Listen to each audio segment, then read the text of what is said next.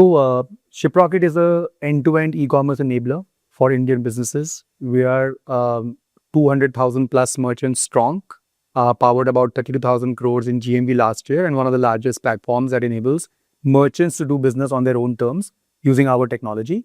And we started with a shipping business where we were connecting merchants into various carriers and logistics partners across the country through our technology platform. And as that business grew, we started to invest in other parts of the merchant's problems, right? So I think over time, what's happened is, our company is now 14 years in existence. And, we believe that for it to, ride the next decade, this is the right time for us to unlock value, right? Right time for us to invest behind our emerging businesses, especially when you think about the problems that exist for merchants and independent businesses and brands is around, around building trust with their consumer, having a way to check out in a way which gives the consumer the safety and the confidence to buy. The fact that quick commerce is becoming a reality is a reflection of consumer habits. So how do we bring, independent businesses to do the same thing? And finally, with cross-border enabling, a person sitting in tier 2 in Kanpur to be able to sell to somebody in Kansas is kind of, the opportunity that exists now. India only has, 8% retail that has gotten digitized. So there's a very long way for us to go. There are 6 crore retail MSMEs and, Shiprocket is tapped only 2 lakhs of them today. So the very, very big headroom lies ahead of us. We will use the proceeds to invest behind the emerging business.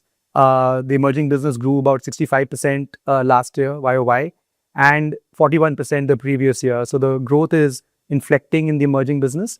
And it's essentially the same transaction, right? It's one order, which we can monetize by running advertising for the merchant. We can monetize by building a better and safer checkout for a higher conversion. And finally, by being able to fulfill and ship the orders as well. So the focus is on building more technology using AI and investing behind engineering and AI in the emerging business side, as well as behind sales and marketing to drive further growth. See, I think the unique thing about Shiprocket is that we are actually neither an e-commerce marketplace nor a logistics company. We're essentially a technology platform that connects all kinds of ecosystem participants, over 250 of them, whether they're payment gateways or courier companies, freight companies, warehousing companies, ERP systems, and connect everything in a way where merchants get access to enterprise-grade infrastructure, digital as well as physical, in one place and be able to manage it end to end. So our business model actually is able to power other businesses to make money and to grow their business. And hence, if you think about our sort of financial numbers, our core business has been profitable for the past 3 years, making an EBITDA margin, cash EBITDA of north of 12%. And we continuously are investing from those proceeds money back into our emerging business, which is helping merchants solve problems around checkout, around advertising, around omni-channel, quick commerce, etc., which is growing at 65%. So I think the company is able to do a good job at balancing growth and profitability because it's designed in a certain way. I think the business, while it's very unique and sort of category creating in its own way, is quite simple to measure, right? So there are 3 key metrics to think about when you think about Shiprocket. It's a number of merchants who worked with us in any period, which means they paid us, or active merchants in a period, which last year was about 2 lakh plus. How many transactions did the merchants do on the platform? And how many times could we monetize that transaction, which means that what is the revenue or contribution that we made per transaction? And essentially, these are the 3 metrics to track on the business that will give you a good sense of, how the company is doing over time. So I think logistics companies are designed for anybody who wants to move, logistics loads or parcel from point A to point B, and they'll do it for literally anyone because that's their business. And Shiprocket essentially is designed for entrepreneurs or digital businesses or any SME who's trying to go online or digitize their business. So we connect pretty much all relevant logistics companies in India, courier companies, under one dashboard and one panel, so that businesses can easily get access to high quality shipping, measure SLAs, reduce RTOs, get the best kind of pricing while they're doing this, and let us manage the heavy lifting of how to get it done. So essentially, with the logistics infrastructure or the physical infrastructure growing in the country, Shiprocket sits as a technology layer on top to allow merchants to access that, right? So that's kind of our role. When it comes to quick commerce, we've done what we did to democratize shipping many years ago.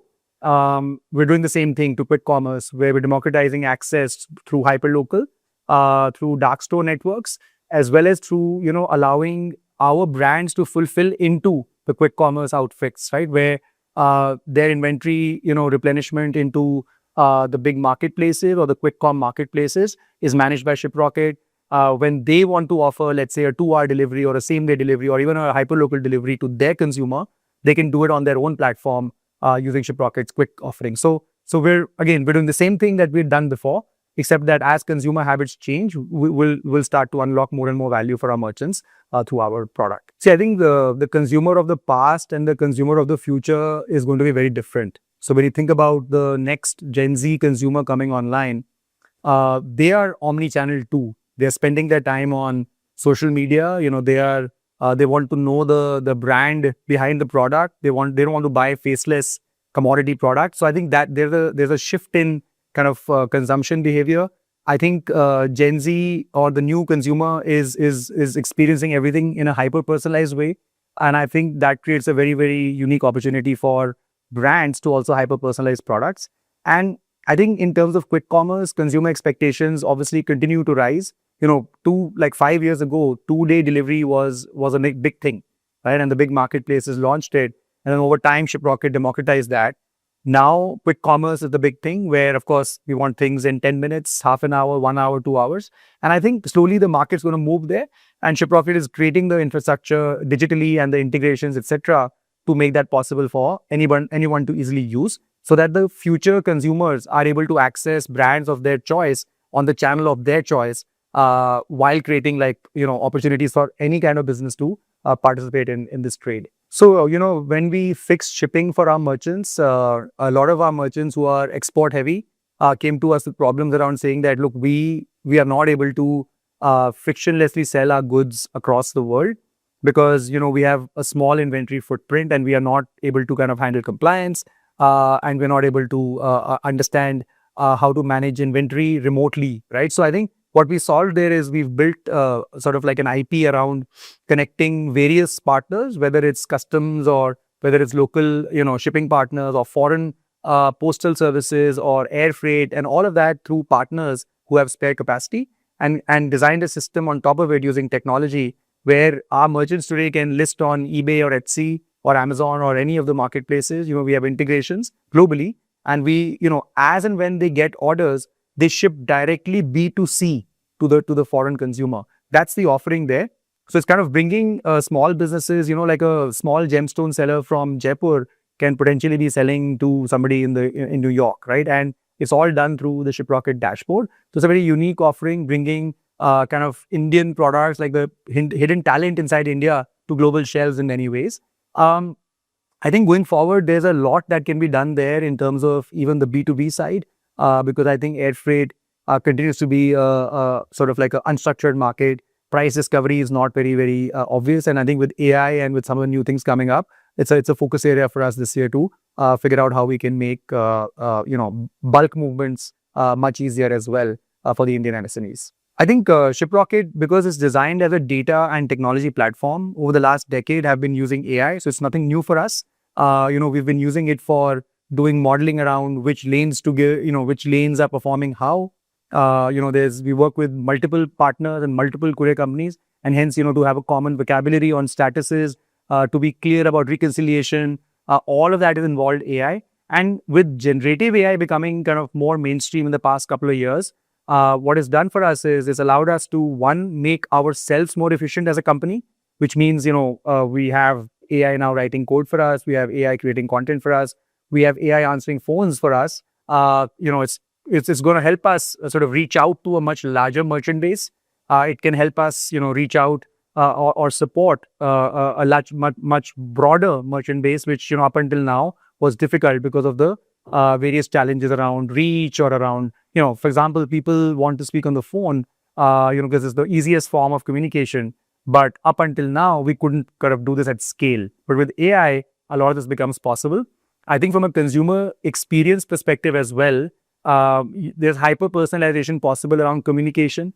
our pre-order stack, which is faster ads and faster checkout, is also being able to use our rich data that we've gathered. We've done more than 70 crore orders till date. We've touched more than 15 crore consumers till date. So we have a lot of rich data on how all of this triangulates, and we're able to use it to drive better outcomes for both our merchants, their consumers, and for ourselves as well. Absolutely. I think Shiprocket, already like 75, actually 73% of our revenue this year came from shipping, and the rest did come from our emerging businesses, which are growing very rapidly. So when we think about the next 5 years, we do believe that Shiprocket will be that single platform where any business or small SME or retailer or brand or Instagram brand, anybody who's trying to do anything online, I guess the belief is that from an idea in the entrepreneur's mind all the way to, let's say, the first revenue in their bank is something that we want to be able to enable, right?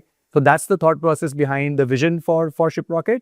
And India has 6 crore MSMEs, and I believe that in the next decade they will all need to be digitized, because the consumer of the future is going to be digital, and they will want to shop on digital storefronts, or they're going to shop where they spend their time. And I believe automatically, every SME or every retailer or every brand is going to be digital first, digital native, and that needs digital ways to manage demand with analytics and intelligence, manage their payments and checkout in an easy and intuitive way, in a safe way, as well as manage their shipping pan India, pan world in a digital and safe way. So I think the future, makes every MSME digital native, because that's where the consumer is going to live in the future. So when we imagine that and think about kind of how we are heading into this future, I genuinely believe that MSMEs will rapidly digitize in the coming 4 to 5 years.